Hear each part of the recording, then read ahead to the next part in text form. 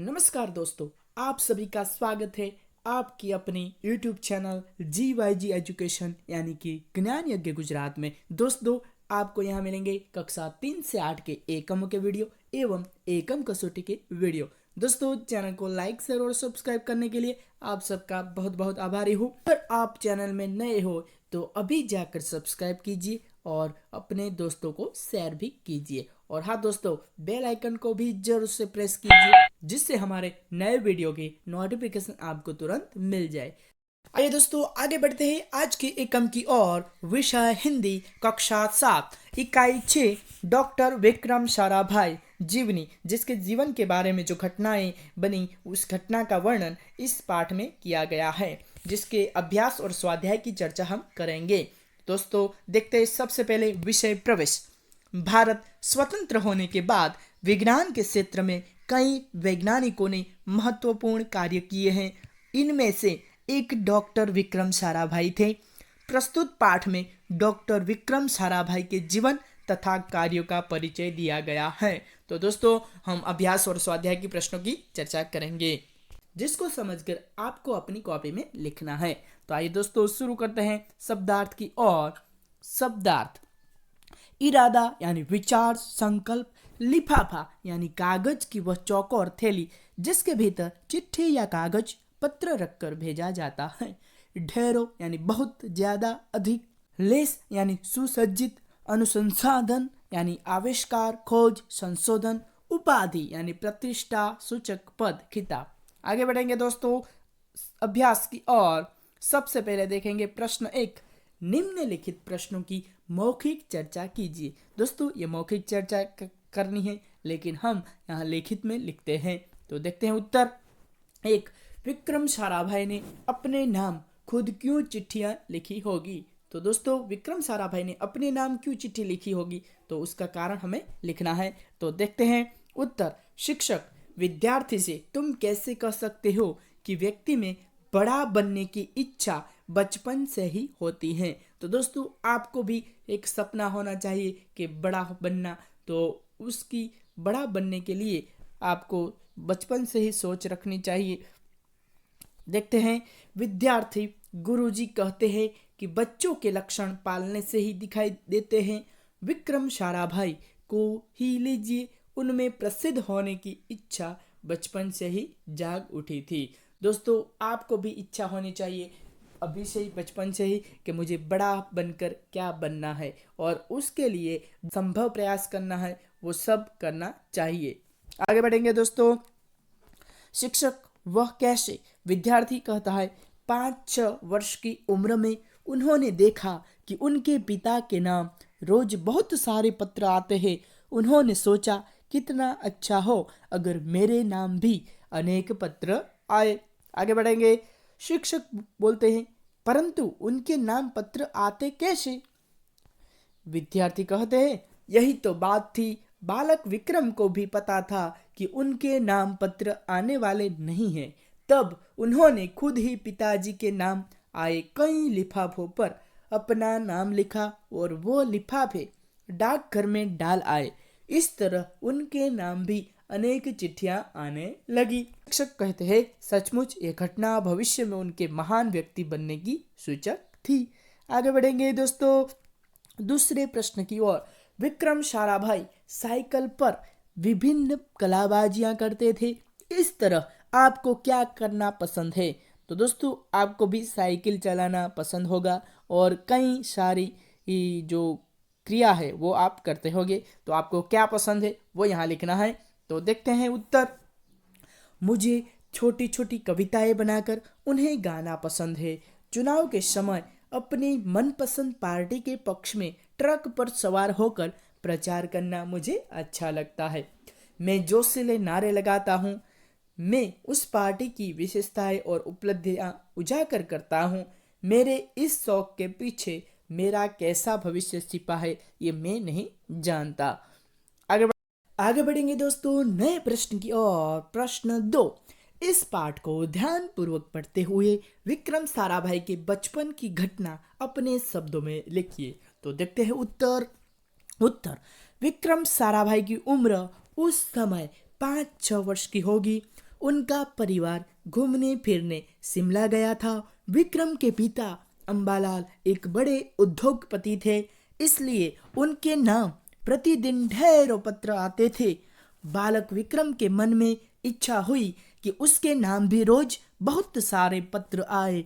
उसने बहुत से लिफाफों पर अपना नाम तथा पता लिखा और उन्हें पोस्ट ऑफिस में डाल आया। अब विक्रम के नाम भी खूब चिट्ठियां आने लगी। इस घटना से इस महान वैज्ञानिक के बुलंद इरादों की झलक बचपन में ही मिल जाती है। तो दोस्तों आगे बढ़ेंगे दूसरे प्रश्न की ओर। प्रश्न 3, निम्नलिखित शब्दों के अर्थ शिक्षक छात्र से पूछेंगे और छात्र शब्दकोश से अर्थ ढूंढकर उत्तर देने के लिए अपना हाथ खड़ा करेंगे। दोस्तों शब्दकोश से ये शब्द ढूंढकर आपको लिखना है। तो देखते हैं उत्तर।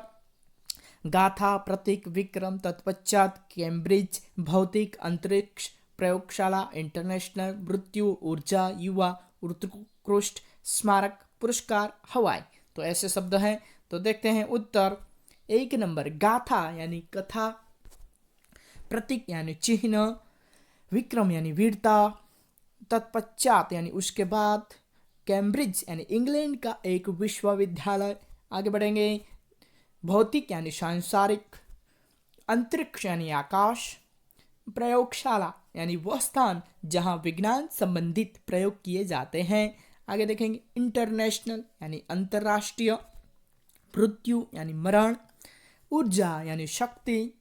आगे देखेंगे। युवा यानी युवक, उत्कृष्ट यानी श्रेष्ठ, स्मारक यानी स्मृति चिन्ह, पुरस्कार यानी इनाम, हवाई यानी काल्पनिक हवा से संबंधित।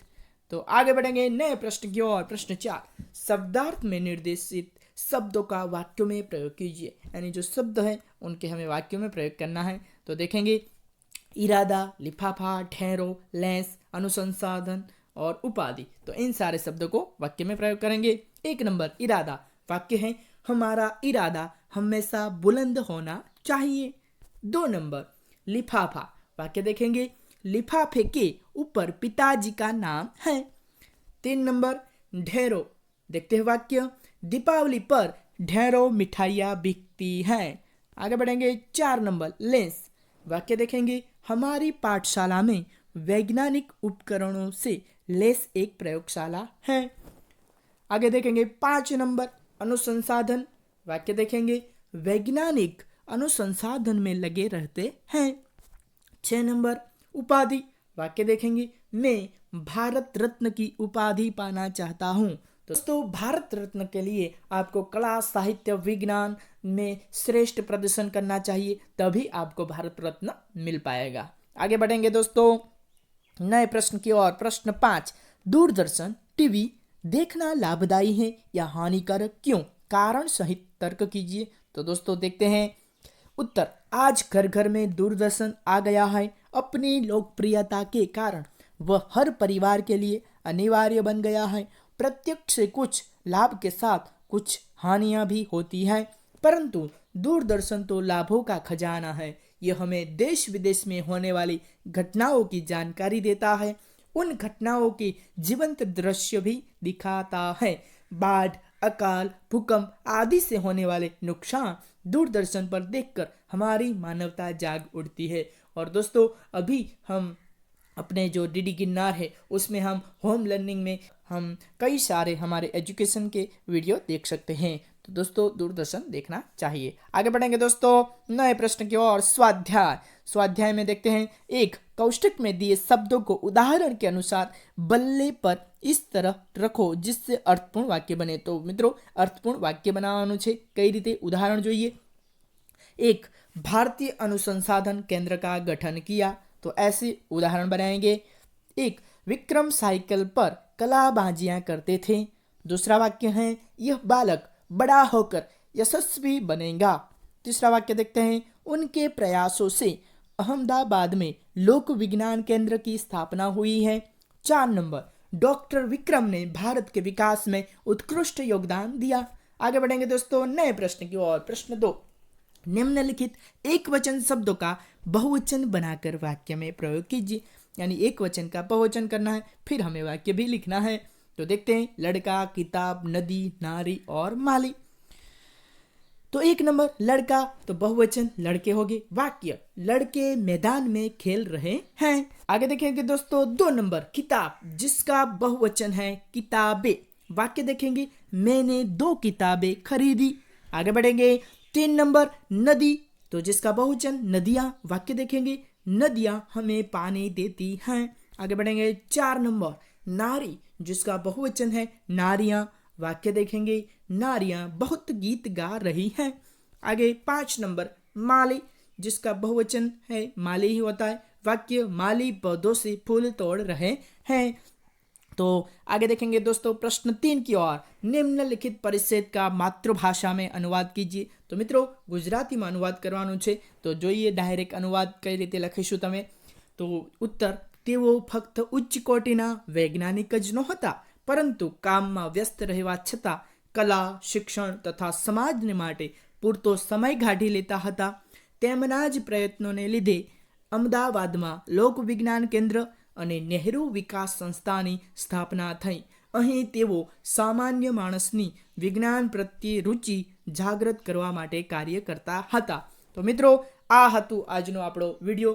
જો મિત્રો વિડીયો જોવા બદલ આપ સૌનો દિલથી આભાર। અને હા મિત્રો, વિડીયો ગમે તો ચેનલને લાઇક, શેર અને સબસ્ક્રાઇબ કરો, જેથી તમને નવા એજ્યુકેશનને લગતા વિડીયો મળી રહે।